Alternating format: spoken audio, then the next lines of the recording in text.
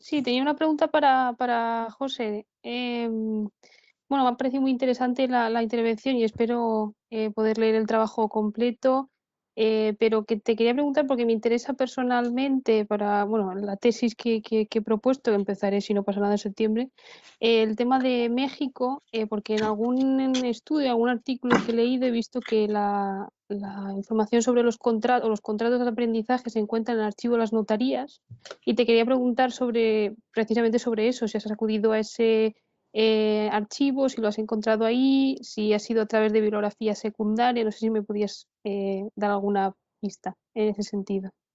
Gracias. No, espérate, José, espérate. Espérate. ¿Hay más preguntas? Ernesto, ¿has levantado la mano? Sí. Yo quería preguntarle a José una cosa. Bueno, más bien es un comentario que me ha llamado la atención, ¿no? Cuando él hablaba de la movilidad de los trabajadores, perdón, de los aprendices, ¿no?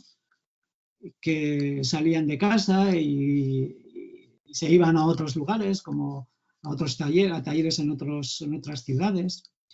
Entonces, esto, no sé, ¿no? Parecería indicar que habría una movilidad mayor entre el trabajo cualificado que entre el no cualificado, ¿no? Porque, claro, luego si miramos los skill premium, en España parecen ser bastante más elevados que en otros lugares. Bueno, luego eso es otro tema, ¿no? Pero esa diferencia entre el jornal del trabajador cualificado y el no cualificado tendría que ver con este hecho. ¿Qué piensas tú, José? Bueno, ¿hay más preguntas? Yo os voy a hacer un par de preguntas. Una a Paula y a José, que es un poco ese mundo de los aprendices. Hablamos de los aprendices, pero una parte muy importante da la impresión que desaparecen.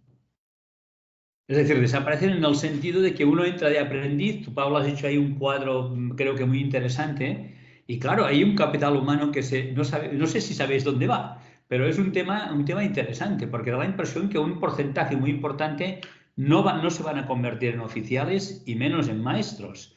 Otra cosa es si hay si hay trabajo no regulado, es decir, que trabajen para talleres, pero que no estén ahí. En fin, es un tema, yo creo que es interesante, porque la pirámide no funciona. Igual pasa con los oficiales. Porque si los que de aprendices se pasan a maestros, pero luego están los hijos de maestros que no tienen contrato de aprendizaje, o por lo menos en Cataluña funciona así. Entonces ahí entender esa pirámide es un mundo bastante complejo. Bueno, ¿qué opináis del tema? Y para Ernesto quería preguntarte cómo se organiza este trabajo en una obra de ese tipo. Es decir, ahí no funcionan los gremios, es decir, ahí no funciona el aprendizaje, la oficialía no funciona a través de una lógica gremial. Es decir, el gremio de la construcción ahí o no sé exactamente cómo funciona. No, si puedes hacer algún apunte sobre el tema. Estas son mis preguntas. ¿Hay más preguntas? Bueno, pues si os parece hacemos una ronda. No sé si queréis contestar a las 3 o 4 cosas que han salido. Empiezo yo con la última, que soy... Sí, Ernesto, si quieres Ya que me has empezar. preguntado el último y solo hay una pregunta para mí de momento, pues contesto. Vamos a ver. Evidentemente todo el proceso de organización del trabajo y del proceso de formación, por lo que hemos visto en esta obra, está fuera del ámbito gremial. Entonces, lo que hemos encontrado es que el proceso de contratación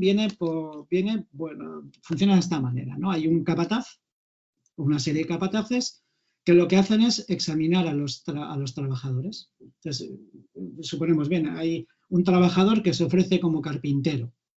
Entonces, está a prueba una semana, digámoslo así. Sí, bueno, están a prueba 7 días y es ese capataz el que determina, A, en función de lo que él aprecie en sus habilidades, si al final le contratan o no, en función de lo que necesitaran. B, y cuál es la cualificación y, por ende, el jornal que se le da a ese trabajador, ¿no? Luego, si ese trabajador avanza o no avanza, va a depender también de ese capataz o de ese mismo capataz que evaluará si ese trabajador o que evaluaría, perdón, si ese trabajador, ante sus requerimientos, habría mejorado sus cualificaciones para poder acceder al siguiente nivel de salarial. Sí, sí. Y así funcionaba. Y ese capataz no es maestro. Y no sabemos. No es maestro. Y Bueno, sí. al capataz, ¿quién contrata al capataz? Porque la obra tiene su complejidad. Eso no lo sabemos, pero suponemos que el arquitecto. Claro, nuestra Eso igual lo sabe más José. Que está nuestra capacidad de saber a través de esta fuente quién es limitada. Entonces, nosotros conocemos que hay esta persona y aparecen los capataces, sus nombres listados, sus días, pero no sabemos quiénes. Se presupone que son los arquitectos. Porque luego en el trabajo no tratamos, pero junto a estos hay hay muchos albañiles, por ejemplo, italianos, ¿no? Artesanos italianos que están trabajando en la obra, pero que funcionan de una manera un poco distinta, ¿no? Pero no sabemos. Entonces es esa persona. Luego hay talleres, sí es cierto que hay talleres, en el caso de algunos oficios, y podemos suponer que dentro de esos talleres, esos capataces estarían ayudando a formar trabajadores. Pero aquí no hay cuadrillas, detrás de... ¿Hay cuadrillas? No.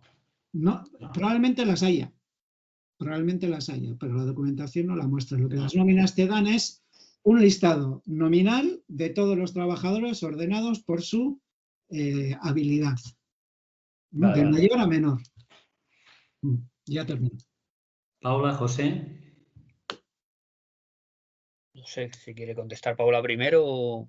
Bueno, sí, porque como tengo una pregunta solo, sí, creo que además lo he mencionado en mi intervención, que el cuadro al que te referías, sí, que se ve que ya de las primeras cartas que tenemos, un 40% son canceladas, y si después miramos ese porcentaje de éxito que se intentó calcular, vemos que es de alrededor de un 10%, por lo tanto hemos de entender que, bueno, como digo, que es interesante también ampliar el volumen de documentación que podemos tener y para así afinar un poco más, pero bueno, al final vemos que un 90% de estos aprendices que entran en el gremio no consiguen llegar a maestros, y por lo tanto sabemos que o bien quedan como aprendices oficiales en otros talleres o bien abandonan o cambian de oficio, pero bueno, sí, claro, al final hay que seguir el rastro a todos ellos, y es más complicado también. No sé si José, claro, porque yo al final es un trabajo de una cronología bastante corta simplemente es vuestra opinión, ¿no? Sí, sí. Bueno, yo lo que me da la sensación es que tenemos un mercado de trabajo que creo que lo ha definido bien Ernesto, bastante segmentado, ¿no? Entre un mercado, digamos, más o menos estable, que creo que es el más pequeño, y un mercado inestable o precario, que es el más grande. Y ahí es donde van esos aprendices que en cierto modo no acaban su carrera, culminándola en la oficialía o en la maestría, ¿no? Entonces yo creo que por ahí van un poco los tiros, porque lo que vemos es que, en cierto modo, me da a mí la sensación de que en determinados oficios hay como un espacio, una especie de mercado muy competitivo, en el sentido de esta segmentación que facilita que a la hora de la precariedad dentro de los trabajadores más descualificados pueda haber también una competencia, sobre todo por parte de los maestros, a la hora de la contratación de unos colectivos o de otros, ¿no? En ese sentido, a mí me da la sensación de que este trabajo no regulado es el que se nos escapa muchas veces en las investigaciones y que solamente podemos ver no tanto a través de los listados a lo mejor de los contratos de aprendizaje o los propios listados a lo mejor de las corporaciones, sino que lo vemos más a través de los pleitos. Y eso yo creo que es una parte que nos falta por investigar. El tema de los pleitos, una investigación mucho más cualitativa, pero que daría mucho juego para poder a lo mejor centrar un poco más lo que son las cuestiones relacionadas con el mercado de trabajo.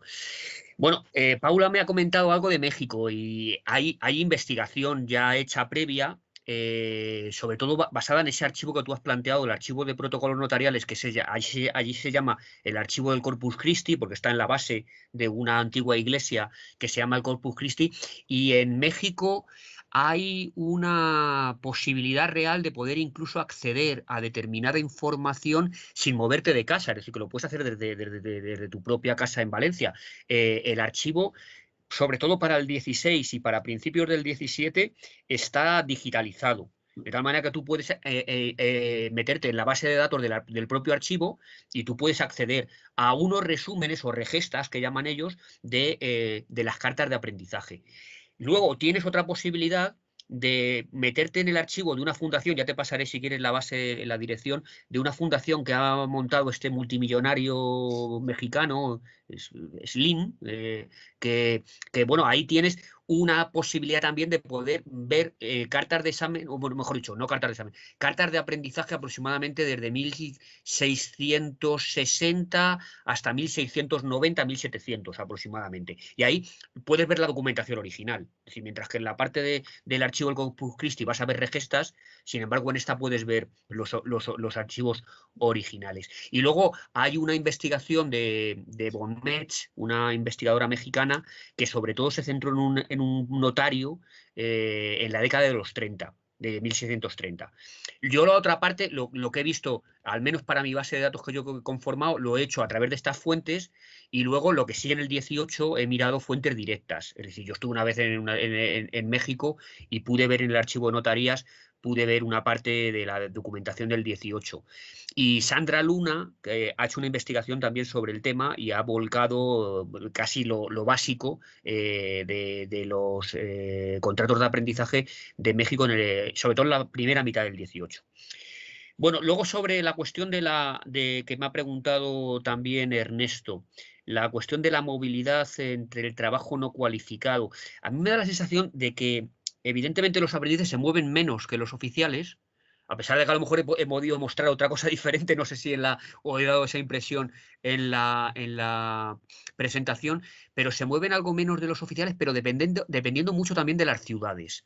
En Cádiz me da la sensación de que se mueven muchísimo porque tienen una vía inmediata de salida a América. Y entonces lo que ves es, por ejemplo, a calafates o chavales que van al final a ser aprendices de calafates o de carpinteros, que están esperando el barco y ya el maestro les está haciendo la contrata y están diciendo, es que va a salir ya el barco y tenemos que contratar. Porque es importante también tener en cuenta, al menos en el 18, y sobre todo en la última parte del 18, que es donde yo he visto más contratas de aprendizaje de Cádiz, que se obliga a la escrituración de la contrata. Paula y creo que también Martín han comentado un poco lo del tema de la escritura o de las contratas, pero no son obligatorias al principio. Y eso al final, cuando vemos ya en el 18 que en algunas ocasiones sí que se está obligando, es cuando realmente lo que vemos es que el aprendiz está buscando una especie de seguridad jurídica a la hora de emprender, por ejemplo, un viaje por mar. ¿Qué es lo que ocurre? Si a la hora de la verdad pues ocurre un naufragio o se ocurre que el maestro incumple la contrata cuando llega, por ejemplo, a Veracruz o cuando llega a algún puerto latinoamericano del sur. Bueno, pues lo que se ve a las claras es que se escritura y por ahí es por donde tenemos la posibilidad de ver una cantidad importante de contratos de estos aprendices muy móviles.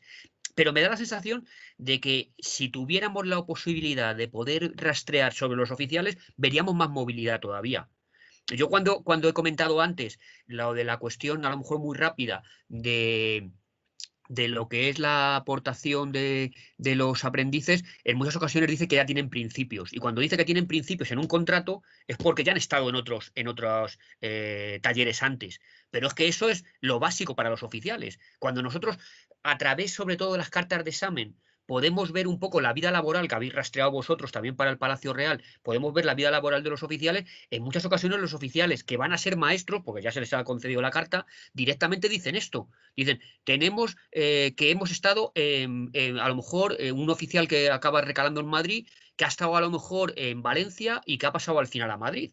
O tenemos muchos casos de personas que han pasado a lo mejor por Barcelona, oficiales extranjeros, que han pasado por Barcelona y al final acaban obteniendo la carta en Madrid. Yo creo que a pesar de que estas vidas laborales son escuetas y son muy pequeñas, me da la sensación de que facilitan información que en última instancia, si las pudiéramos contrastar con la de las cartas de aprendizaje, podríamos ver que probablemente los oficiales son mucho más móviles que los aprendices.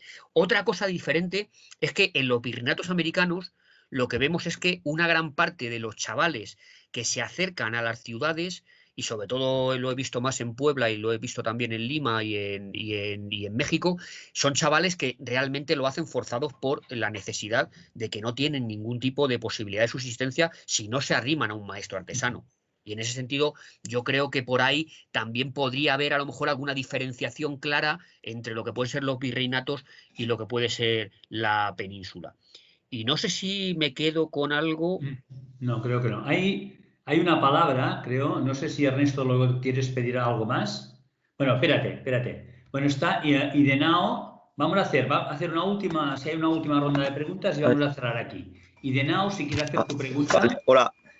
Bueno, escuchando la conversación, bueno, Ernesto, con Llorens me ha surgido una pregunta rápida sobre tu fuente. Yo imaginaba que no venía la información sobre la procedencia geográfica de trabajadores, pero has dicho, no sé, has encontrado algunos italianos, ¿no?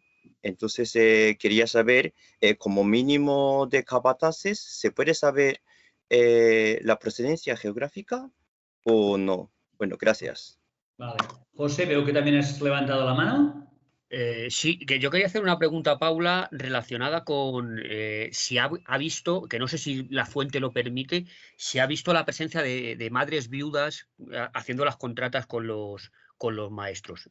Simplemente para ver si también, en cierto modo, podemos ver algún tipo de vinculación entre las cartas de diferentes espacios y ver concretamente si las madres en determinado momento están haciendo de intermediarias y cuáles son las circunstancias y las causas que les llevan a tener que hacer ese tipo de contratos. En Manresa las viudas también hacen cartas. Ernesto, si quieres tú preguntar y vamos ahí a cerrar. Dime. Vale, no, yo solo quería decirle a José una cosa que me parece muy interesante, ¿no? Todo ese trabajo que está haciendo sobre la movilidad y que, bueno, lo que comenta él, que los oficiales eran mucho más móviles que los aprendices, pero no sé, siempre nos quedamos con esa imagen de que a veces, bueno, que es muy difícil de medir, evidentemente, que es del trabajador no calificado temporero que va de un lado a otro buscando trabajo, ¿no? Y da la impresión de que esos igual se movían menos en realidad que los cualificados, ¿no? Simplemente el comentario por lo que dice José. Y luego, ahí pues no podemos saber. No sabemos de dónde vienen los trabajadores, a los italianos. O sea, lo supiste por sus apellidos o nombres y ya está. A ver, los italianos sabemos que hay trabajadores italianos porque también luego hay otra literatura, historiografía sobre la construcción del palacio en la que se habla de que llegan artesanos italianos muy cualificados que colaboran, aparecen en las nóminas y tienen una especie, digamos, de relación especial distinta a la que tienen los autóctonos. Por ejemplo, se trabaje o no se trabaje, estos cobran los 7 días de la semana y suelen tener cualificaciones y jornales más elevados. Pero es todo lo que sabemos. No sabemos ni de dónde vienen ni cuándo han venido. Sabemos cuándo aparecen las listas. Muchas gracias. Por si no se podría saber de procedencia para gallegos y asturianos que estoy investigando. Vale, gracias. No sé si Paula, José, queréis decir algo más. Perdona, muchos apellidos vascos, te digo, no hay. Por ejemplo. A vascos no hay, vale. El mítico cantero vasco, en esta hora no hay. Vale, muchísimas gracias. Vale, pues no sé si queda algo por responder. Sí, yo Sí, ¿no? a José. Paula. Sí, sí que también calculé más o menos el número de jóvenes que eran inscritos o llevados al gremio por padres, procuradores, y sí que encontré bastantes viudas, unas 160 y algo, si no recuerdo mal, llevaron a sus hijos al gremio. Lo que pasa es que no, los contratos tampoco ponía mucho más que eso, que pues al final el contrato era redactado también delante de la viuda de tal, que ya dijo, pero bueno, sí, algunas encontramos. Muy bien, pues si no hay nada más, creo que ha llegado el momento de cerrar el seminario. Creo que ha sido una jornada muy productiva, muy interesante, que han habido ahí ideas y debates y cuestiones que creo que nos abren un poco más nuestra mirada sobre el tema del capital humano, y creo que tenemos que alegrarnos de del trabajo que hemos realizado.